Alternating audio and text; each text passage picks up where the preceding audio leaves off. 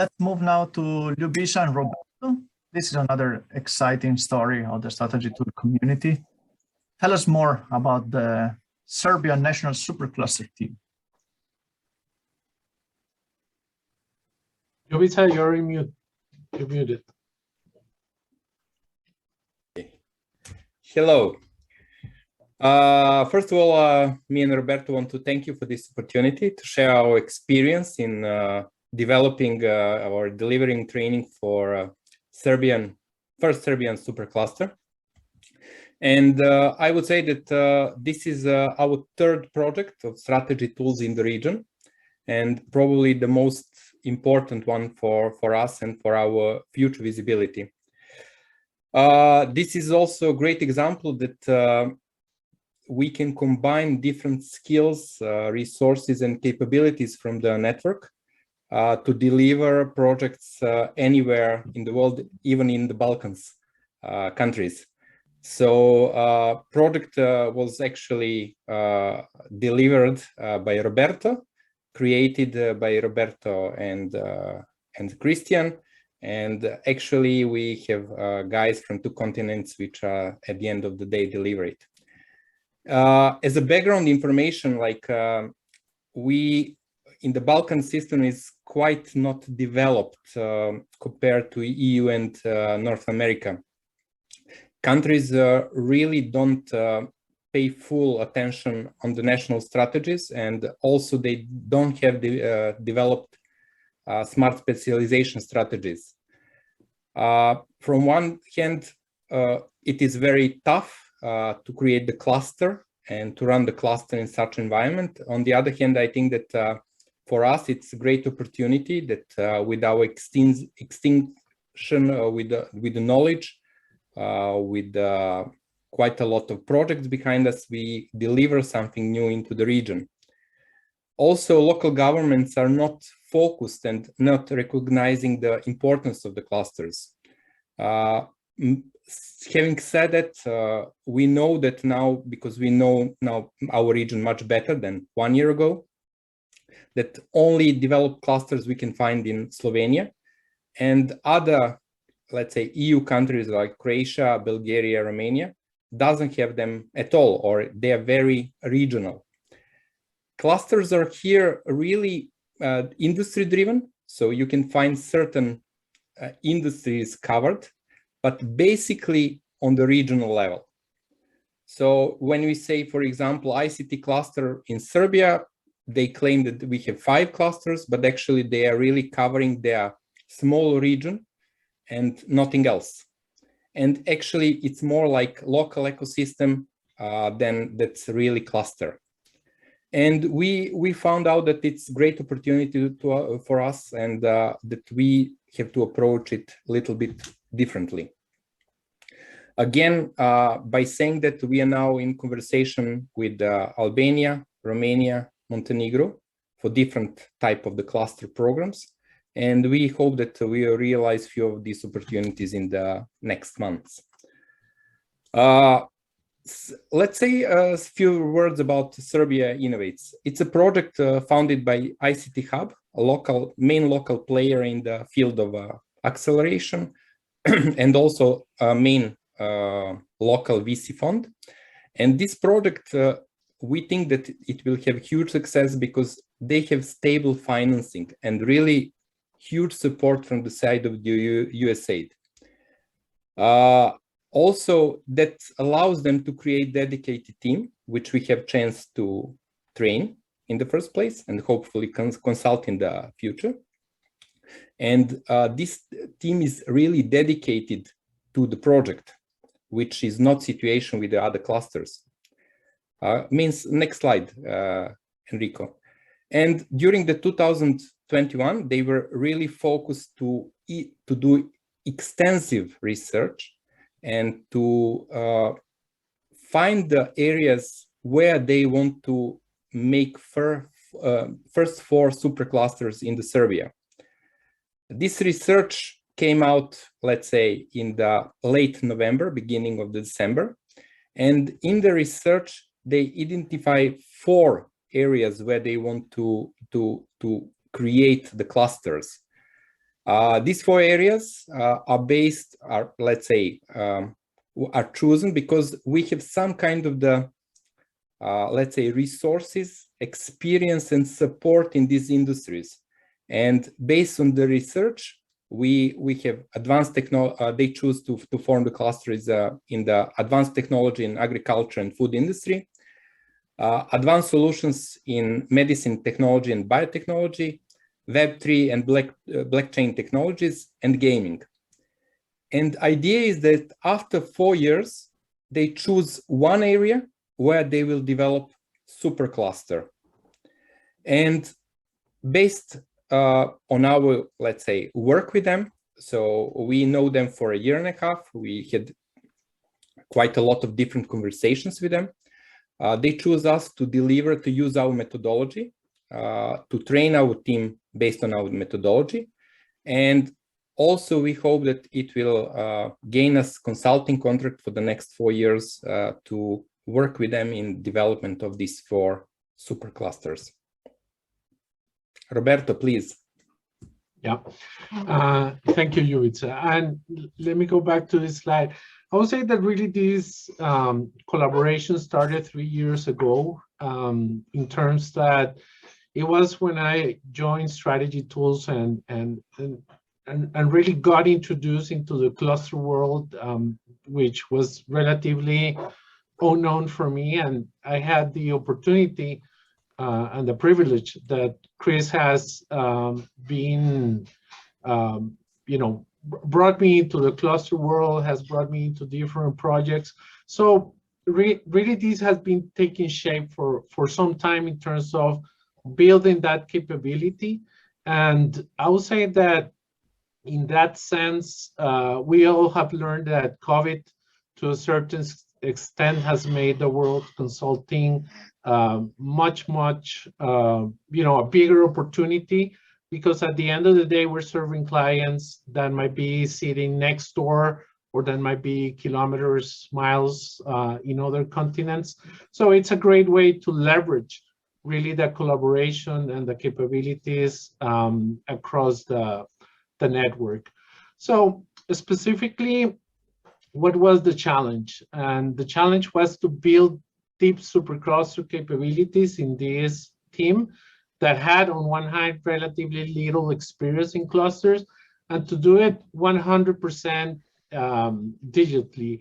So how do we move from that high-paced, intense work that usually happen face-to-face, and where, specifically in the case of clusters, is so important to build that collaboration and really work together to a digital platform. And what we did was really to develop 8-week program, which was around 3 hours per day. So it was total 24 hours of training that we split into 2 core topics. One was working at the supercluster level, and the second was working at the National Supercluster Program design. And I will share a little bit of the 2 elements. One, the delivery process, and a second part that has more to do with the cluster domain itself. So really, we had this, we had 3 big building blocks. One was to have the team do the Global Cluster Leadership Program available at the Strategy Tools Academy. So that was the main tool, to have them go through the concepts, go through the theory, look at some of the flagship business cases or case studies, then take this weekly training session to go deep into the different topics and the main concepts, have them work on the different tools, have them work on the real case studies, and have them really connect all the theory to their specific setting and their specific context. And as I said, working in these two levels. One was how do we build a supercluster development capability, and the second one, how do we build a good understanding of what it takes to build a national cluster program and how they are connected and how they need to be developed in order to have really a successful supercluster, especially in a market or a country where there is relatively little experience as a whole.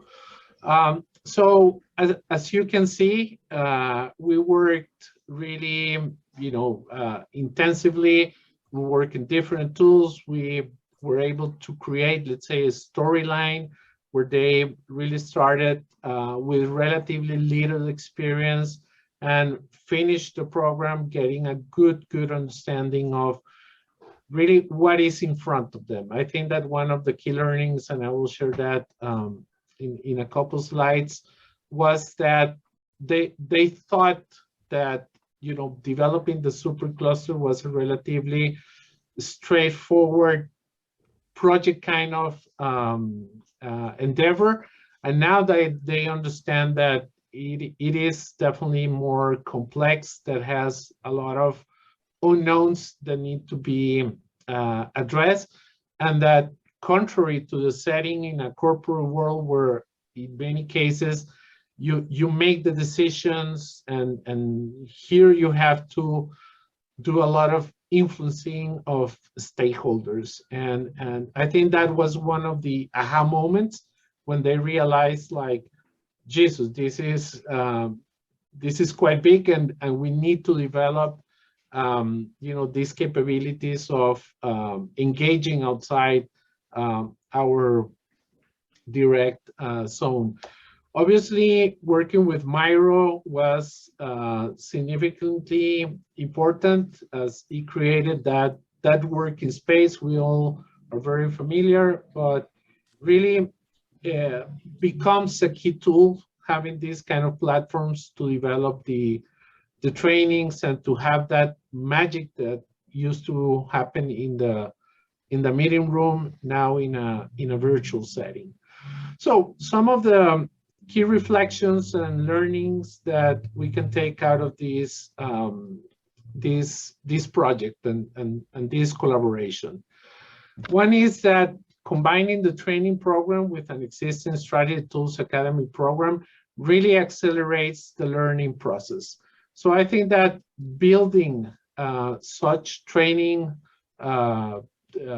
programs behind the existing platforms really is a great way to leverage the resources and leverage the experience that has been accumulated in strategy tools. On the other hand, if participants are progressing with the online course in line with the workshop, it is much more easy to focus on the case studies and the practical work. When that doesn't happen, you end up spending quite a lot of time going through the key concepts. I think that's also very important to have the participants measure their own progress. And that's why I really like that, that question about where do they feel that they are in their expertise level when they begin, and have them measure again at the end of the program. So make sure that they are progressing in the right way. The fourth one is that the cluster space is really extremely vast, and the more I work on clusters, the more I realize how vast this space is. So it's quite easy to overwhelm participants with too much theory and tools. So you want to make sure that you have them working on some of the foundational tools that Strategy Tools has developed. And I would say maximum 3 tools per session, and keep at least one relatively easy that helps to build into more complex. So definitely less is more. I think that balancing between case studies, best practices, and own experiences is quite important, and that is where the work that I've been able to do in clusters behind strategy tools in different settings, in some cases leading the projects like in Costa Rica, along with Carlos, or participating in different kind of trainings like in Canada, in Ireland or Finland, provides that richness in terms of the case studies. And this is something that I particularly think that we need to leverage in strategy tools. At the end of the day, many of us work, you know, in either in our own firms or are independent consultants or in part of small consultancy.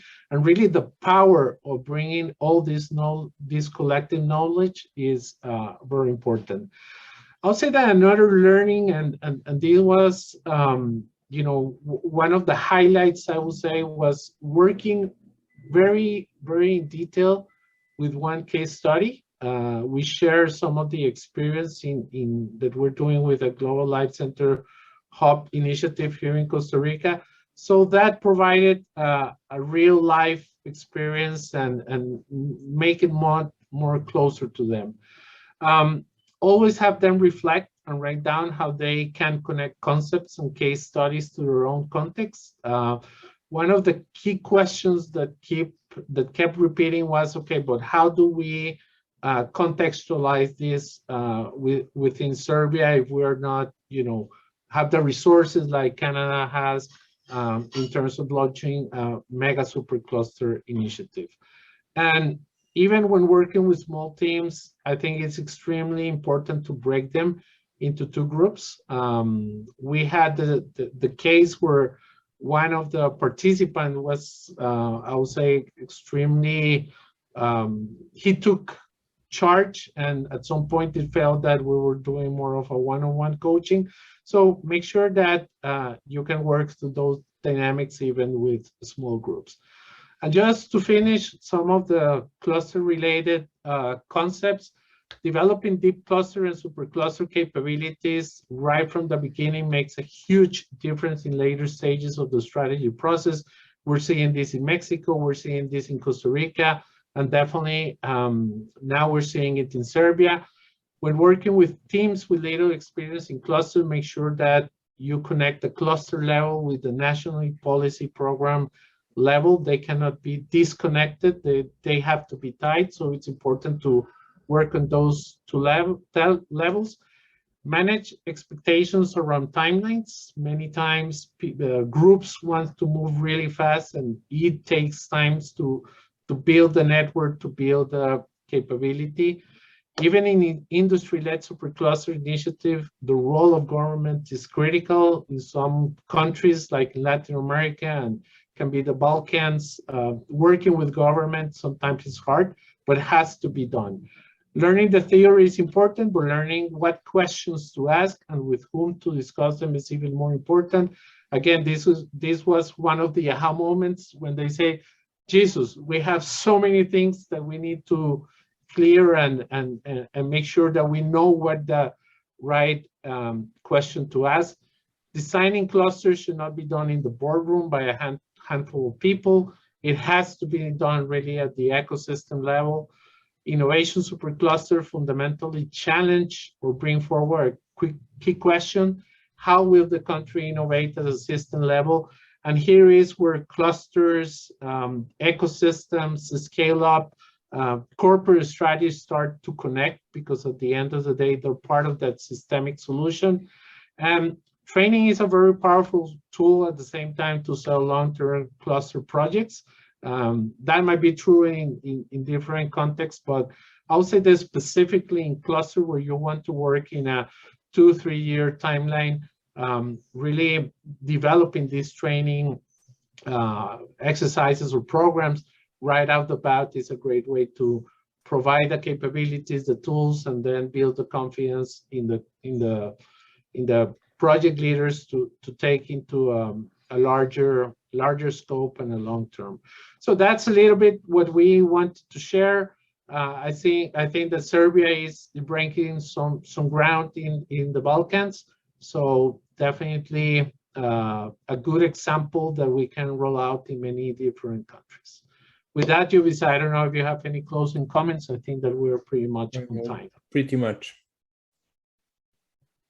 Thank you, Ljubisa and Roberto. We're slightly over time, and no worry about that. In the meantime, I will put again the link to the main Booost zone where you can choose the next part, that is the part 3. So there is on the first one, there is the putting the simulation into action, that will be moderated by Victor from Holland. And the second one would be an open track on business with me and Scott. So you will find all link here. And in the meantime, I'll let here if there is any question for Roberto and Ljubisa on this strange connection between Costa Rica and Serbia. Would never anticipate that. Together with Christian. And Christian as well. So we keep a touch of Norway. He's the brains behind the operation. That's okay. You know, today Christian is not talking too much. You know? But something, Enrico, that I will add is, again, with this global scope, being able to work in these different settings allows also to bring that story into the trainings that we're doing in Mexico, that we're doing in Costa Rica. So it starts to provide really this big, large, global perspective that the strategy tools bring, that I think it's unique, because one of the differences is that we don't have that herd mentality like sometimes happens in some of the large consulting firms. I see the question to Greg, but just 1 second. See, what I like about this couple, it is like Ljubisa is really strong on the sales pipeline and is really doing amazing work that maybe you don't see because there's a lot of preparation. But like having, you know, this connection, you know, we talk about Glenn and the LATAM geographical or like industry base, and I can talk about the different kind of consultancy expertise that we can bring in. So Ljubisa is more on the sales pipeline development, and Roberto in this case on the execution and on the content, and they really like match together for the Serbia Supercluster. So I love that. Greg, you have a question, no? Yeah, thanks, Enrico, actually, for the clarification, because then I know who should I ask. So Ljubisa, that's the question to you. Regarding the, let's say, business development setup for strategy tools. So who would be your main customer and who you talk to in this setup? Actually, I'm trying to approach all 3, let's say, our domains which we are pushing for a year and a half now. It's we try to do some work in the clusters, and for that I'm building extensive relations with everybody who claim that he is a cluster in the region. So small talk, I meet, let's say, I would say half of them until now. And also I'm trying to use recommendations from these guys to meet some other guys which are working in the cluster area.